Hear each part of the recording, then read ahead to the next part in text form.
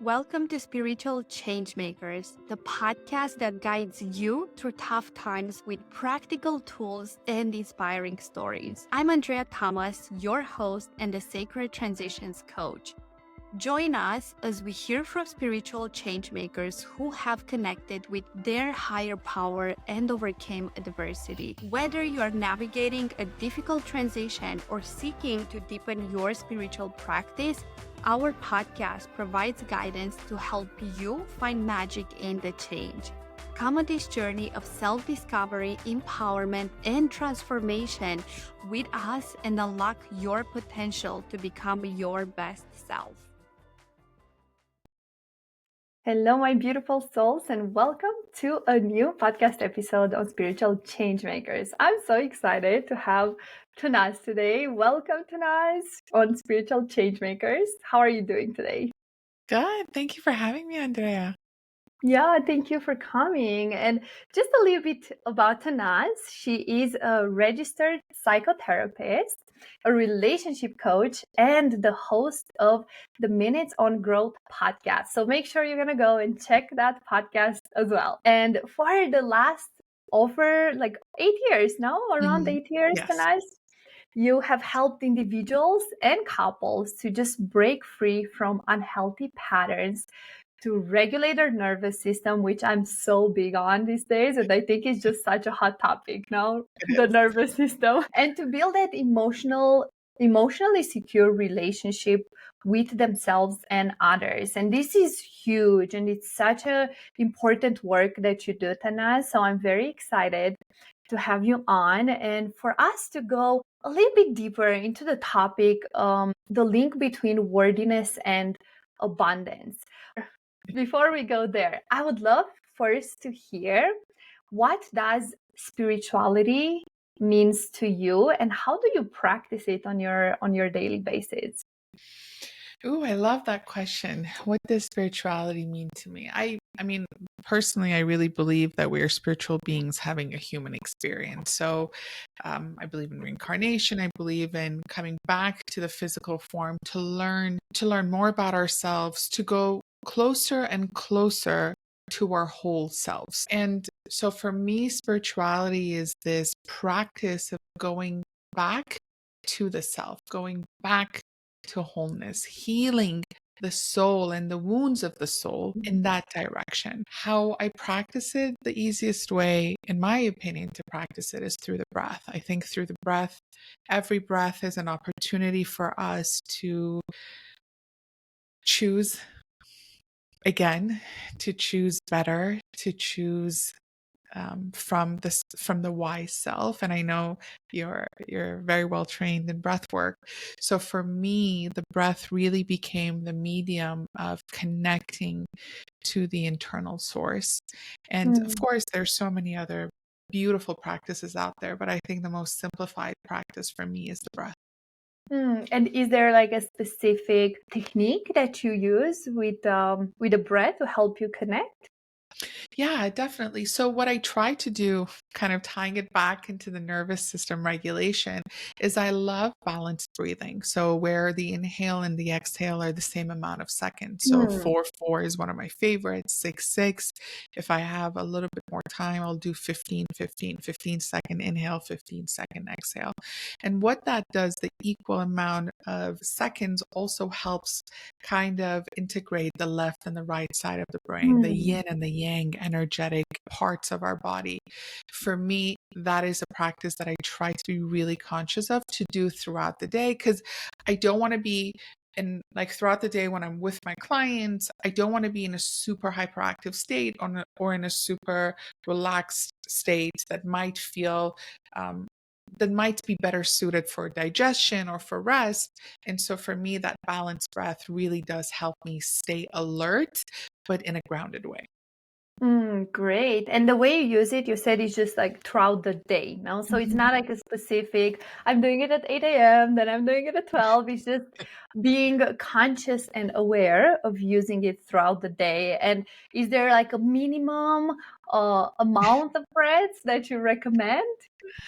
Honestly, even one breath can do miracles. Hmm. Sometimes with my clients, we're in session and I notice them getting triggered, right proactively, let's do one breath, let's do two breaths. And even one and two can make such a huge difference because the Hmm. majority of the time we're breathing shallow, we're breathing fast. We're not really taking those slow, deep inhales and slow, controlled exhales. So even just that 1 second, 2 seconds can do wonders. But for me, I like to do, let's say, a round of 5 throughout the Mm-hmm. day. And then I have a 5-minute alarm on my phone every single day at 8 p.m., which I call the emotional check-in. That's what I've named it on my alarm.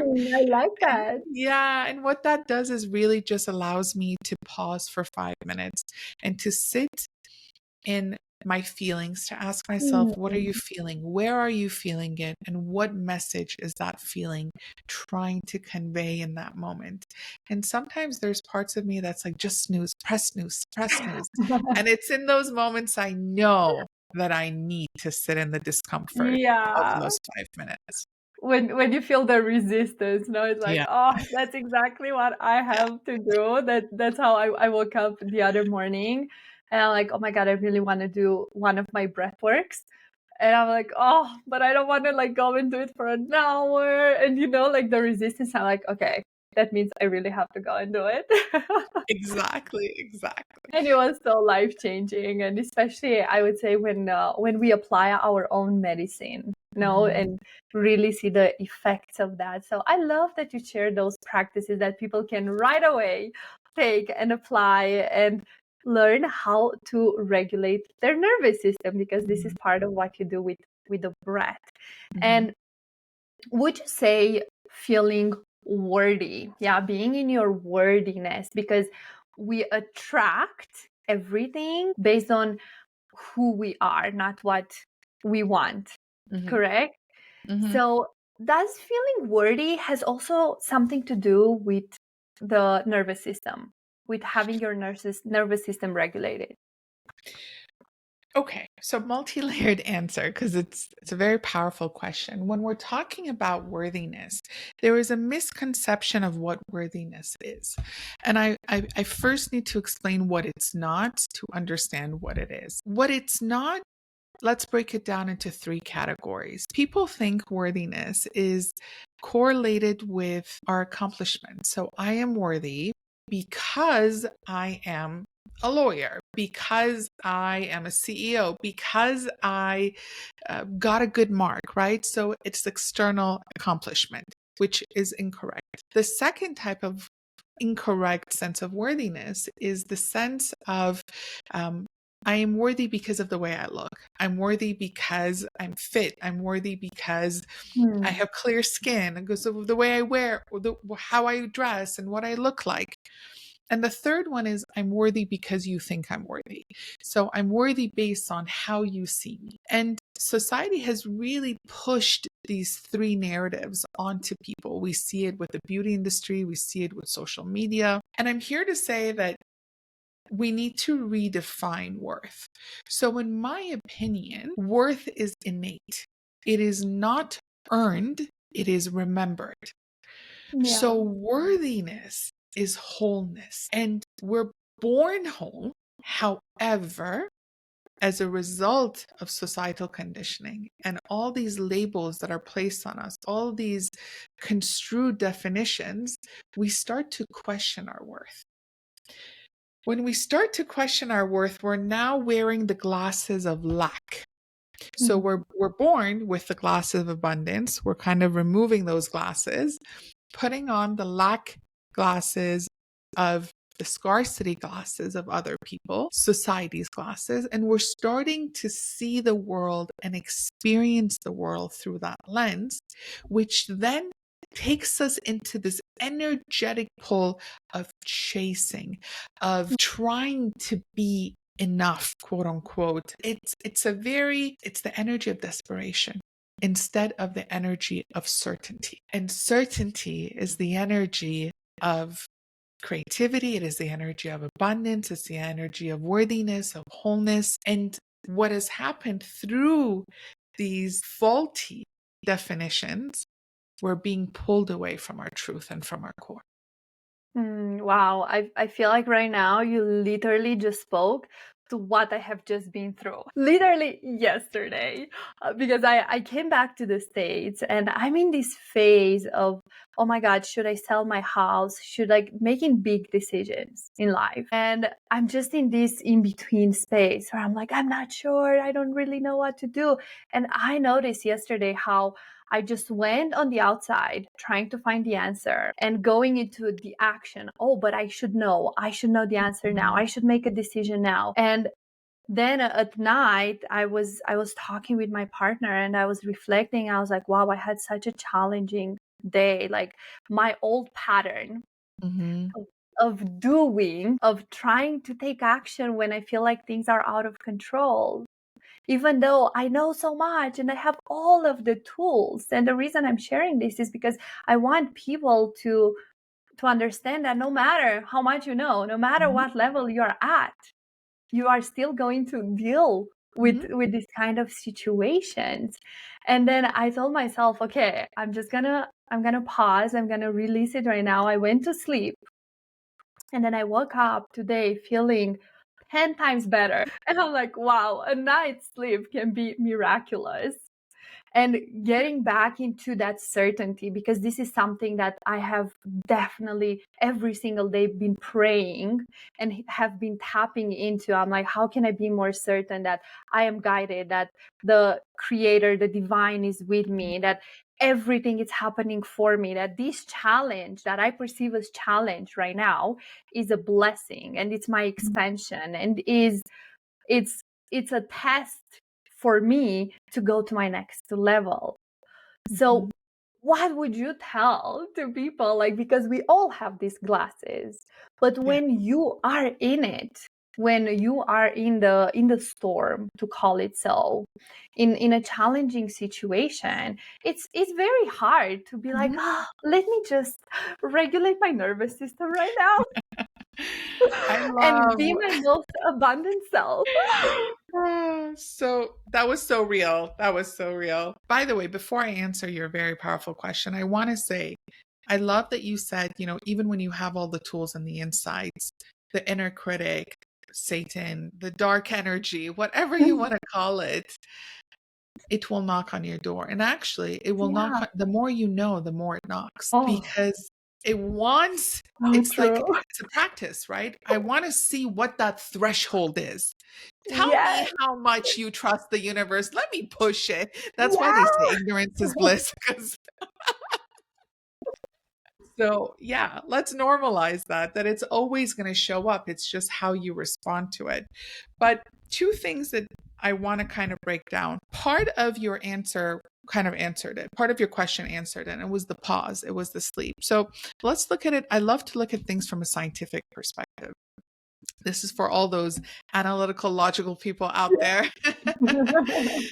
When we're stressed, when we're triggered, when we're in a state of distress, the prefrontal cortex, which is the part of our brain responsible for rational thinking, for problem solving, it goes offline. And the amygdala, which is the fear center, it goes online.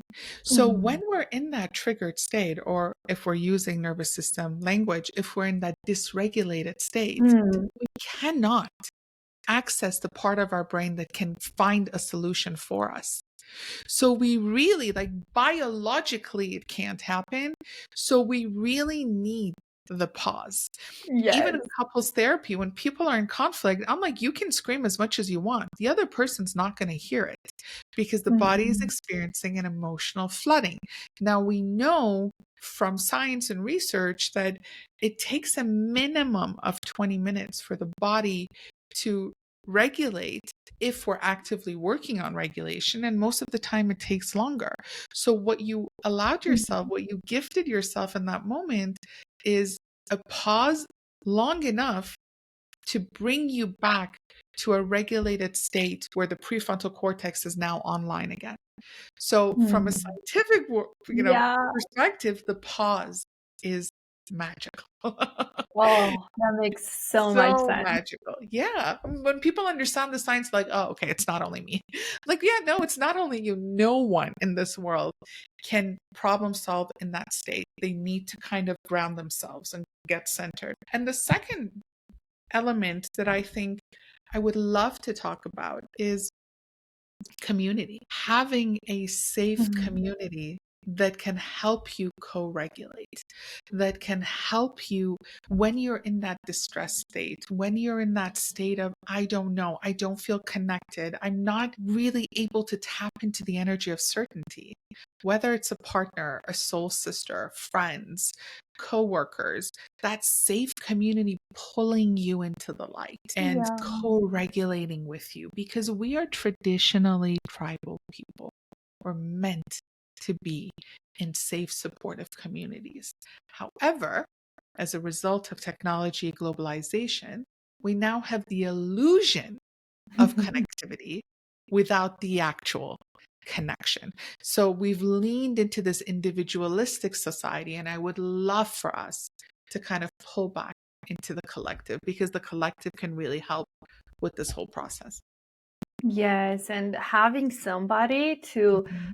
talk with that understands you and pulls you up, as you said, Mhm. it's huge. It makes the whole difference. Like I was literally telling my partner, I'm so grateful for you because you listened to me, you let me be, but you also like helped me see that okay, this is not threat like life death Mhm. threatening, because that's how our body reacts when we are in that situation, as if like, oh my god, I'm about to die right now, when in fact the reality is very far from that.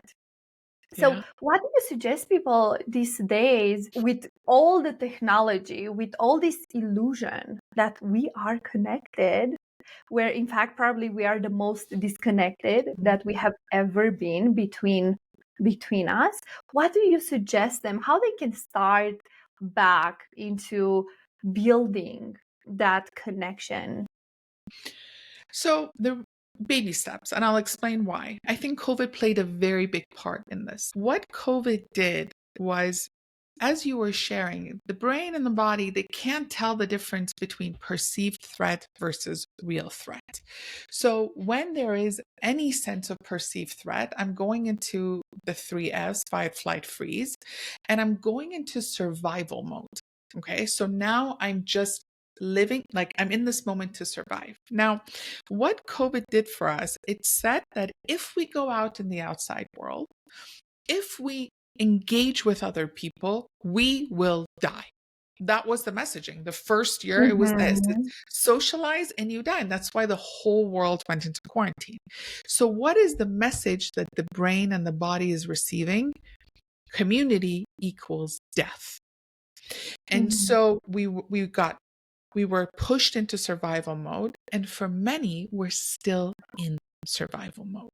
So still community does not feel safe, and for us to lean back into it, it needs to be baby steps. Because if our capacity before COVID was this much, like let's Mm-hmm. say a meter, now it's like zero point 0.1 centimeters. So we Oh need to wow. expand that elasticity slowly, slowly, slowly, until the body feels safe in the presence of someone else. And we have to remind the body it's not a real threat anymore. This person next to Mm-hmm. me is not a real threat. So we start small. We start with, video calls and phone conversations instead of just texting, instead of just sending Instagram reels to Mm. one another, to now going and having coffee, and going out and having dinner, and then other social events. But we want to first become aware of, where am I, Mm. what's my capacity for connection, and how can I slowly expand the vessel. Yes, and I appreciate it so much that you break it down like that so that people can actually see it, visualize it, and they know exactly what is the step that they can take. And it's so important to take small steps No, Mhm. because we want, and I see that also in my clients, so often we want this change in our life, and then we want to take these bold, big steps from the beginning, and then we overwhelm ourselves, and then we stop and we procrastinate, and we go into a spiral. So very important, as you said, small steps. And circling back to worthiness and abundance, Mhm. can you tell us how the two are connected? Yeah, definitely. So when when we remember our worth, we're in this energetic energy of certainty that my presence has value, my Mm, presence has meaning. Belongingness and self worth go very much hand in hand.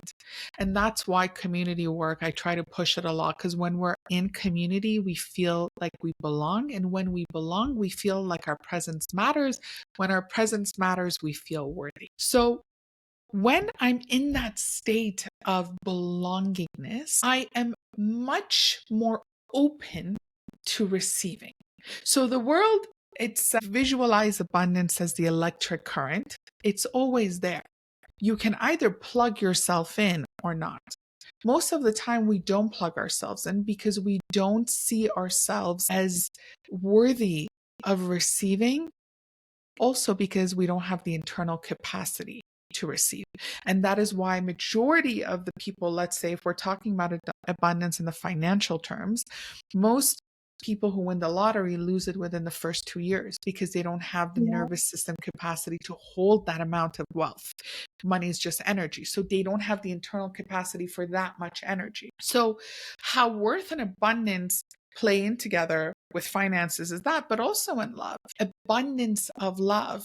When I am grounded in my core, when I know I belong, then am I going to choose the whole bakery or am I going to choose breadcrumbs? I see myself as part of the collective. So it's like it's this energy of this being, not only this Mm, doing, but this being.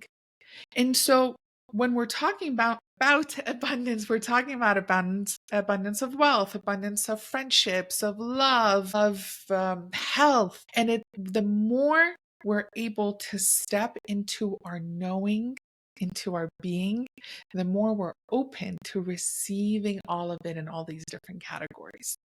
yes, and I already can hear people listening to this and are like, okay, okay, okay. The more I step into my knowing, into my being, but how do I do that? How does that happen? Because I have lived my whole life in a country full of scarcity where there is never enough, in a family that was struggling financially. So all the examples, for example, that I've had around me, they were all about scarcity and not having enough and prioritizing yourself and feeling worthy. What is that? It's a Mhm. foreign thing. So how do you start on that process of feeling that I am worthy and the abundance is everywhere?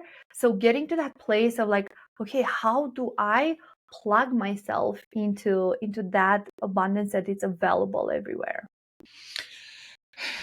So one thing that you touched on is, of course, environment plays a big role in it, and that's why when we're talking about all of these concepts, we need to take into consideration that are my survival needs being met? Do I have a roof over my head? Do I have food on the table? Do I have water? Because once those survival needs are being met, it's much easier for the mind to create internal capacity to now branch off into other realms. So I'm not at all negating that. That part is really important. The second response is exactly as you said, we need evidence. We need evidence to feed the mind and to feed the body. I actually made content on this yesterday. Is if you haven't tasted chocolate, you don't know what chocolate tastes like. It's the same if you haven't had healthy relationships, you don't know what healthy relationships Mhm. entail. And that's why we see cycles of abuse repeat themselves. So finding evidence is so important. Now, sometimes we find that evidence, and this is the plus side of technology, through videos, through case stories, through reading biographies. I was watching this interview by Tony Robbins, and how he was telling Jim Rohn how many times he has read a particular biography of Napoleon Hill. And so what he's doing through reading it over and over again is he's feeding the subconscious mind evidence. So even Mhm. if I don't have it in my immediate surroundings, I can get it through books, through documentaries, through movies, through shows, through even AI now. I'm seeing a lot of AI tools being used for visualization, for vision boards, and all of that. And what you're doing is you're repeating it over and over, because new neural pathways are built through repetition. And because of confirmation bias, so the mind has this concept of confirmation bias, which is if you tell it to do something, it's going to look for evidence of it. It's like, um, if you're listening to this, try it out. Say, like, oh, I want to buy, let's say, a black Range Rover. You go out, suddenly you start to notice more black Range Rovers, and you're like, oh, I didn't notice them before. But that's what the mind does. It's trying to find evidence to confirm your belief, because it's created to keep you safe. So you will always find evidence that will confirm the existing belief. Whether that belief is empowering or limiting, the mind does not Yeah. discriminate. So finding evidence is one of the best ways for the body and for the mind. Yes, and actually I have learned about this concept in one of the manifestations courses I've done it, and it's called they call it there expanders, like to Mhm. look for expanders. Yeah. And they can be like exactly like to what you desire, or in different areas, like they Mhm. can have a certain area, and the more you find them and you see them in your surrounding, it's also as a confirmation that your Mhm. manifestation it's close. Yeah, it's on its way. I actually have my third book coming out. It's called Shifting Reality. It's on manifestation. It's been sent out to the publisher. So I don't know the release date. Congrats. Thank you.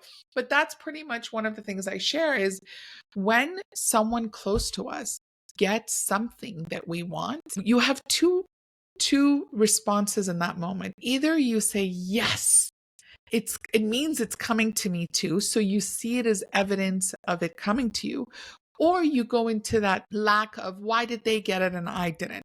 When we Mhm. go into the lack again, it's like we took off the abundance glasses and we put on the lack, so we're taking ourselves back another step. So really it is, as you beautifully said at the beginning, is life happening to me or for me? And that part is a choice. We can train the mind. That's our free will. We can train it to see it as a four. For some people, it's going to be easier to train it based on their circumstances. And for some, it's going to be harder. But at the end of the day, it is a choice that we have at our disposal. Again, I'm not saying it's an easy choice, but it is a choice that we can train ourselves to practice and to embody. Yes, and I've learned throughout my journey that one of the most important things when we are on this path of remembering, because I like to call it remembrance, that we remember that we are whole, we remember that we are souls having a human experience. One of the most important things that I've got to learn was to focus on what it is that I can control. Mhm. And what we can control is the way we respond, the way we show up. And when we realize that and we focus on that, then also the disappointment disappears, the expectations of how the world should be, of how people should act. So it starts with these small steps of awareness. Now, as you were saying, even with the connection, with bringing the community, like small steps, even with awareness. And you said something there that your mind is gonna look for proof. to reinforce your beliefs. Mhm. And our beliefs shape our reality. And you said you literally just published a book about this. So, can we touch a little bit on that importance of the beliefs and how that affects our worthiness? Like how worthy we feel, therefore, how much abundance we attract, and how we can start redirecting, shifting, rewiring our thoughts and our mind to plug into that abundance. Yeah, definitely. So again, we're born worthy. We're born knowing we're worthy. You see kids, they're so like laissez-faire and they so free-spirited and there's no social conditioning yet. And then again, as a result of the environment we grew up in, our friends, our family, our teachers, our community members, they start to imprint on our subconscious mind. So the subconscious mind is the iOS, the conscious mind is the iPhone. You cannot play a game that is not already installed on your phone. So the phone has no meaning without the iOS. And so the subconscious is 95%, the conscious is 5%. Me and you, we're talking right now, we're accessing the conscious mind. The subconscious is running the show from behind the scenes.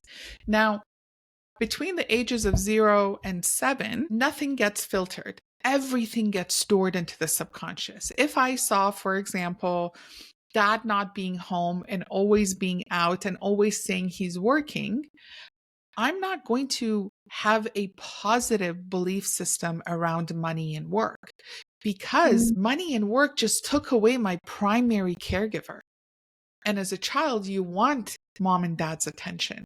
So now I already have scarcity beliefs around my mind, inside my mind, or I might have some resistance to career. I might self sabotage my career. I might entertain people who are extremely dependent on me for money. I might entertain people who are broke.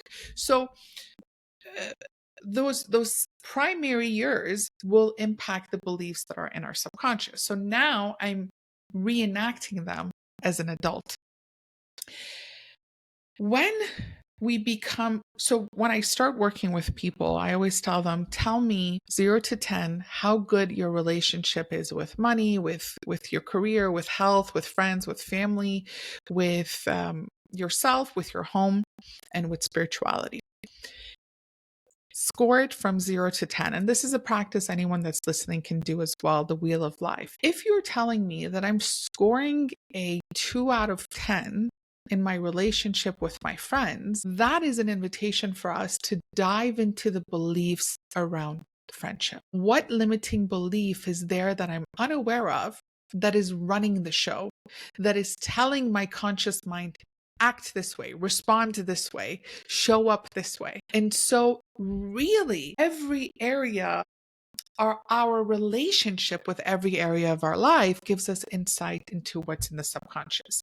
The more aware of it we become, the more we work on it. It's like, again, as I mentioned at the beginning, it's us going back to wholeness. It's us Mhm. removing these limitations. Visualize. I love the analogy of when we're born, it's a beautiful golden painting that is shining over the years based on excuse me, like people's belief systems and all the limitations placed on us. It's like these sticky notes on the painting until the Mhm. painting is covered in sticky notes and there's no light going off. That is an opportunity for us to break down, to break open. Rumi has a quote, the wound is where the light enters you. So using that wound to bring in the light for awareness, slowly removing the sticky notes and going back to wholeness, which then takes us back to our remembrance of our worth, which then takes us back to plugging ourselves into the electric current of abundance. I love that analogy. I feel like it helps me visualize it so well and connect with it and be like, oh yeah, that's exactly how it is. And it's so interesting because I've been doing this work also for, I don't know, 8 years. I think something I love around that that. as well. You just believe that the more you do it, it becomes easier. Mhm. And what I've got to learn is first not to wish for it to become easier, but for us to become stronger. Mhm. No, and to really like not take it so seriously, not take all this inner work and the healing, because for the longest time I was like, okay, now I'm on my healing journey and it has to be in a certain way and look in a certain way and work all of these hours on my inner work, and that's when I'm gonna go on the other side. But what it happens when we do that, I think we start making even our healing and our inner work becoming a chore and like Mhm. a to-do thing, a to-do list. And it's like, oh, I have to continue working on myself now. Like, oh my God, I thought I'm over this. So what would you say about the progression of the work we put on ourselves and Mm. the progression, and how do you find the peace with whatever it is that's unfolding? And as you were saying that the more light you have, the more you're going to be tested. Does it ever is gonna end? It's like I don't know because I definitely have not experienced it, but um, I had a really good teacher say something to me once, and she said, you don't want to seek perfection because for me, and the analogy she used, and I kind of like played with the analogy and I created it my own, is perfection feels like the final level of a video game. And how boring would life be if we were stuck on the same last level over and Mhm. over again? So there's no room for growth. And I think once you see it that way, because I'm a recovering perfectionist, seeing it that way, I'm realizing, no, I don't ever want to be perfect. I want to always have a little bit of room to grow and to expand and to evolve. Otherwise, life is going to get very boring and mundane. So that reframe has helped me. But I think also just again having community can really help with remembrance because you know tribally in the past, you had a problem, you brought it to your community, you all sat down and you discussed it. No one ever said, why are you bringing so many problems to us? Why are you not fixed already? Right? Everyone is still leaning in Yeah. to help you resolve that because life is always happening. So when, for example, we say, oh, why am I not fully healed from trauma? Because as we're going through life on a daily basis, we are getting traumatized in different ways. And there Yeah. are new wounds now coming on. And so it's like, yes, certain things are processed, but new things are emerging. And the whole purpose, in my opinion, is that it emerges, it reprocesses, emerges, reprocesses, emerges, reprocesses, but the vessel grows. So if the Mm, vessel, like similar to when the womb of the child, right? At the beginning, it's like the child is a little peanut and then it grows, the vessel grows, the womb is growing. So it's the same with that. We grow with it. We grow with the pain. We grow with the mess. And now we're at this point of retrospective change. So change happens in three ways: instant, cumulative, or retrospective. Sometimes something clicks and we're like, that's it. It clicked, great, instant change. Sometimes it's cumulative change. Every day I will meditate for 5 seconds and add another, let's say, 5 seconds to it. So I'm adding up to it. But most change is retrospective, meaning I've reached a point and I look back and I'm like, oh my God, old me would have responded so differently to this situation. So now I know I've changed, but also I know 10 years from now, my future version is going to respond differently than this current version because the capacity again has grown. So the capacity to process certain situations, it's like we're just going levels up. So what bothered us before isn't going to bother us now, but what bothers us now isn't going to bother us 10 years from the line if we mm. continue to do the work. Exactly. That's exactly where I wanted to go if we do the work. And I Yeah. do believe doing the work, it's something that we should never stop doing, because it is when we do our inner work, it's the same as when you go and take a shower, Mm-hmm. no? And you don't stop taking a shower because you showered yesterday. Spiritual hygiene. Yes, yes. And it's that I feel that it goes to that place of being okay that and finding the pleasure and the fun in like, oh, let me have a spiritual shower now. Let me, finding the fun in it. And because for so long, and I've seen that with my clients too, like we tend to take life and things so seriously. Mhm. And the moment we are able to remember that it's all a game, that Yeah. we play a game, we are here in a game, in this 3D reality, and that nothing really matters, like the extent that we put it. And when we go on this higher perspective and we are able to say, like, oh, it's just another experience. It's just Yeah. another opportunity for me to learn, for me to grow. And releasing what I was reflecting on even yesterday, like with selling my home or not, it was releasing this weight and the idea that one decision is good and one is bad. Mhm. Yeah. And I feel like that's what also blocks us so much, that we believe one is going to be good and one is bad. And when we fully understand that no matter what decision we make and how we move forward, it's good no matter Mhm. what, because it's happening for me, for my growth, for my expansion, then it's like that weight drops, no? I love that. Yeah, exactly. And just trusting that whatever decision you make is the best decision you could have made with that level of awareness and consciousness. And so when we know better, of course we're going to do better. But this at this given moment, this is my level of awareness. This is my level of consciousness. And if I can accept that, again, it goes back to I don't need to be perfect because perfect doesn't exist. Mm, It's an illusion. And if I level 5 Tanaz cannot make decisions on future level 10 Tanaz. Like she needs to go through level 6, 7, 8, 9, 10 to get there. And we're only going to get there through movement, not through mm, stillness. You need to take yes. inspired action. The word attraction literally has the word action in it. You cannot attract in stillness. There has to be, it's a co-creation. It's a partnership with the universe. You take a step, I take 10 steps. So, and we see this in religious texts too, this notion of take a step and I will reveal the path. We have it in many Abrahamic Mm, and non-Abrahamic religions.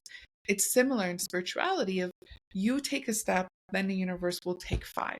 But you need to take that you step. need, yes. And how do people get to take that first step? Because I see, and I remember when I started on this journey, that I was like, oh my God, like what is my purpose? What is my purpose? And I was obsessed with finding what is my purpose. And I had this idea that I need to know. Like I need to know my vision. I need to see it clearly and know all of the steps in order for me to take action. And of course, I found out with time that that's an illusion. But Mhm. how do people that deal with perfectionism, yeah, that don't feel good enough, worthy in this moment to like, oh, maybe I'm not capable, or if I'm gonna do it, I'm gonna fail. If like have all of these limitations that we all deal with, by the Mhm. way, for those that are listening, what would you suggest to those to start that movement and that co-creation with the universe?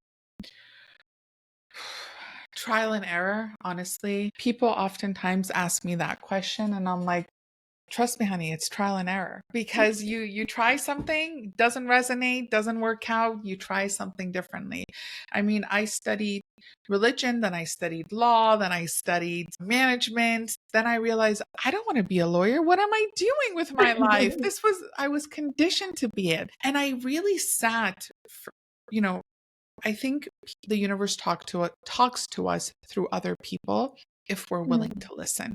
And so I yeah. remember this is like 8, 9 years ago, I was sitting in like the depth of despair of, oh my God, if like I studied so hard to get these degrees and now I'm saying it's not resonating with me. Like, what am I supposed to do? What is my purpose in this life? And I was studying spirituality like At that point, it was like around 7 years that I had studied spirituality. And I'm like, I'm failing. I'm even failing at spirituality.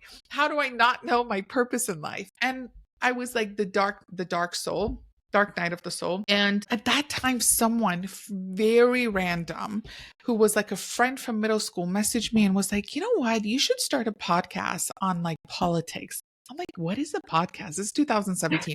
I'm like, I have no idea what that even means. And then I had a book club I love to read. And one of the girls said, you should become a coach. I'm like, what is that? Like, do I look like a fitness coach to you? Like, what are you saying? She's like, no, no, no, no, no. There's like a different realm of coaching.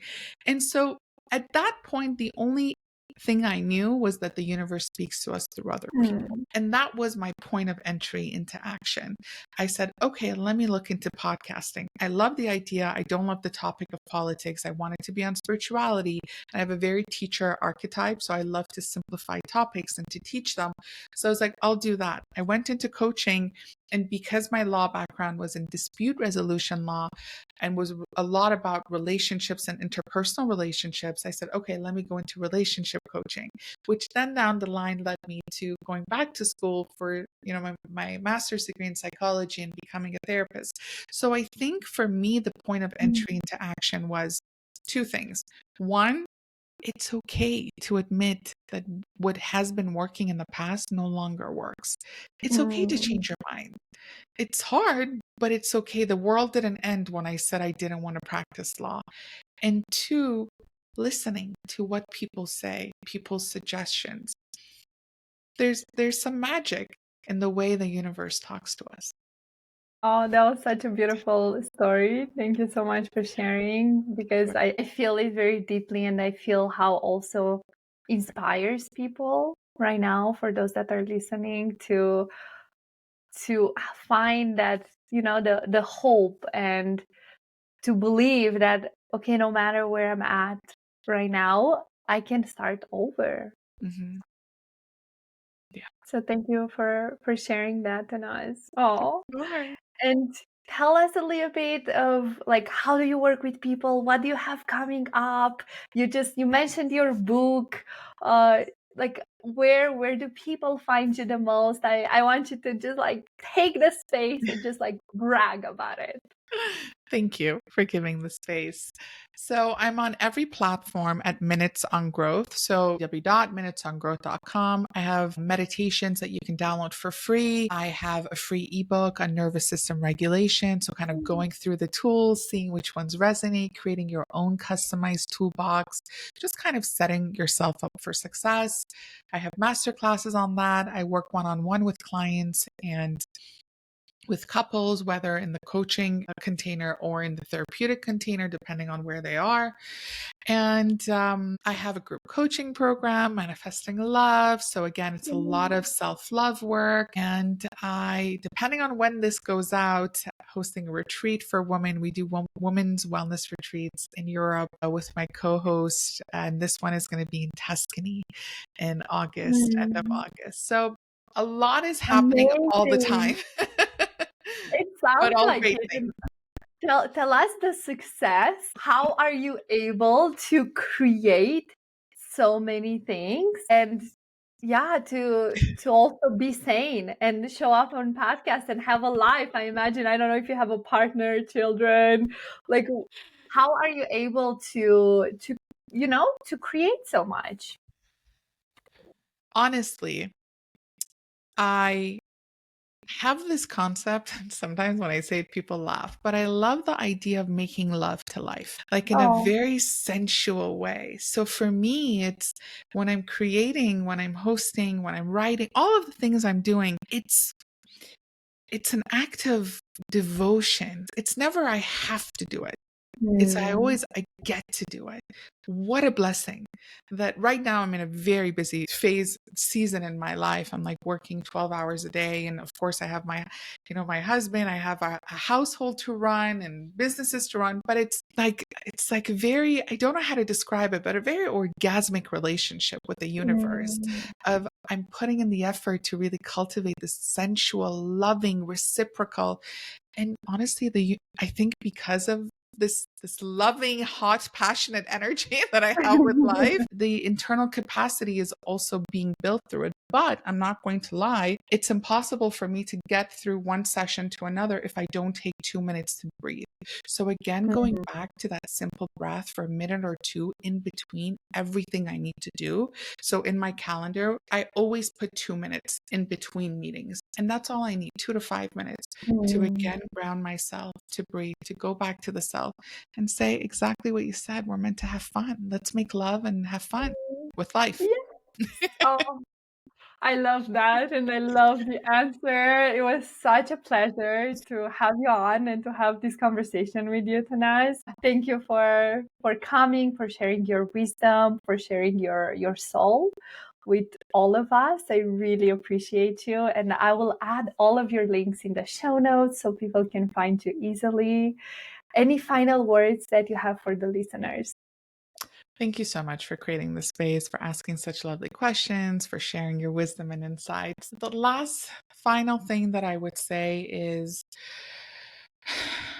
I think I'm going to lean it back to community, that we're here to be a part of the collective. And if you're listening, to just take a baby step today to reconnect with a loved one, to send a message to someone, let them know you're thinking of them, to really show up for others the way we want others to show up for us, and realize that there's more than enough. There's an abundance of abundance, and someone else getting a piece of the pie doesn't mean you don't get your piece. So collaboration over competition and community over everything. Thank you. Thank you Thank for your you. final words. And thank you to everyone that has tuned in, that has listened to this beautiful podcast episode. Reach out to Tannaz and share with us on Instagram, on all of the other platforms. What was your biggest takeaway? What is it that stood out for you, and how this episode transformed your life? Thank you, everyone.